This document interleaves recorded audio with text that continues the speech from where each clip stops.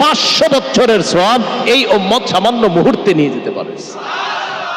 কথাগুলো বুঝে আসছে সবার?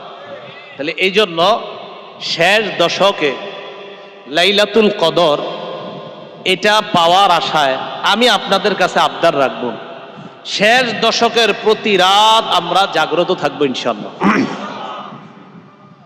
এক তো লুঙ্গি কষে নেওয়া মানে প্রস্তুতি নেওয়া, 2 নাম্বার নিজে জাগ্রত হওয়া, 3 নাম্বার পরিবারকে জাগিয়ে দেওয়া। রমজানে আপনারা মা বোনদেরকে ইবাদত করার সুযোগই দেন না, ইফতারি আর সাহরি বানানোর পিছনে এত বেশি তাদেরকে ব্যস্ত রাখেন, এই বেচারীরা যে ইবাদত করবে, ইবাদত করার কোনো সুযোগ পায় না। এজন্য আমরা মা বোনদেরকেও সাহরি এবং ইফতারির সময় একটু ইবাদত করার সুযোগ করে দিব। খুব মনোযোগ দিয়ে শোনেন, গুরুত্বপূর্ণ কিছু কথা বলবো। লাইলাতুল কদর কবে বলেন তো? কি বললাম?